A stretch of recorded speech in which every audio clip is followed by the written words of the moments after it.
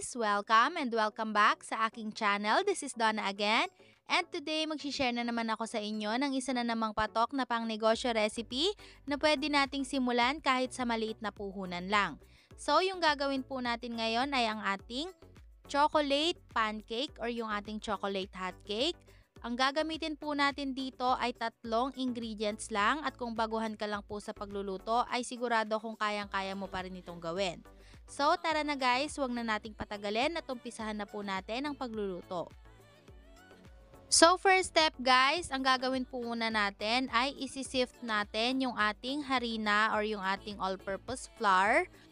Itong process na to guys ay para po maging smooth yung magawa natin na butter or yung ating mixture.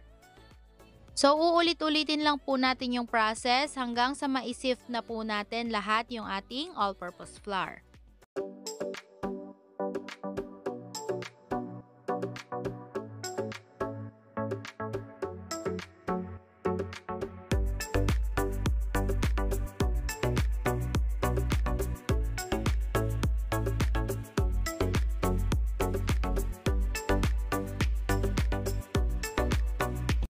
And maglalagay din po ako dito ng 1 tablespoon ng baking powder.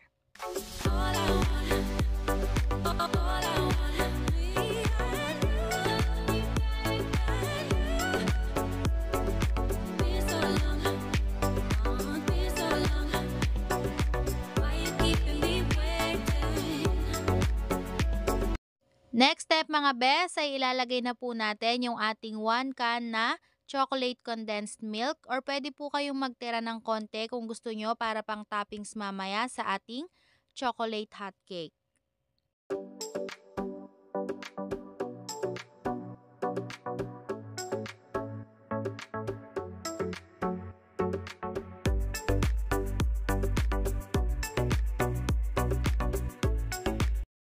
And then next, maglalagay din po tayo dito ng tubig. So, ang paglalagay po ng tubig ay gradually lang or paunti-unti lang hanggang sa makuha na po natin yung gusto nating consistency or lapot nitong ating mixture. At para po pala sa exact measurements ng mga ingredients at pati na rin po yung complete list ng mga ingredients na ginamit ko, ilalagay ko na lang po sa description box below.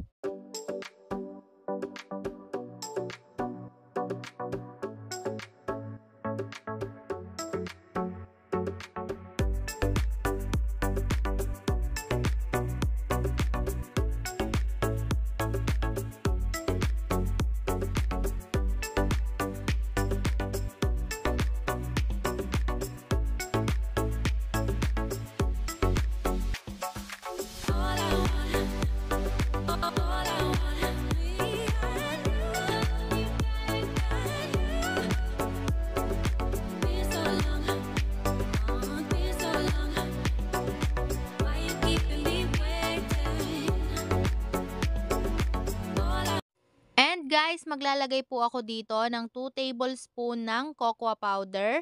This is optional po. Pwede kayong maglagay kung gusto nyo na medyo dark yung inyong chocolate mixture or yung ating pancake or hot cake.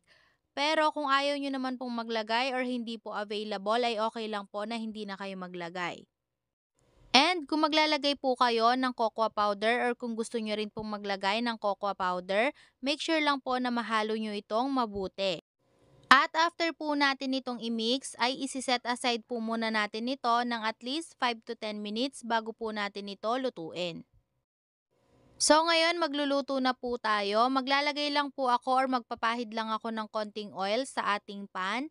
And then ilalagay na po natin yung ating chocolate mixture or yung ating pancake mixture. Ang gamit ko po pala dito ay yung 1/4 cup. So kapag may nakita na po tayong maliliit na butas sa ibabaw ng ating hot cake, ay pwede na po natin yang baliktarin at lulutuin po natin ito ng mga 1 to 2 minutes. Tapos ay uulitin lang po natin yung process hanggang sa mailuto na natin lahat yung ating hot cake mixture.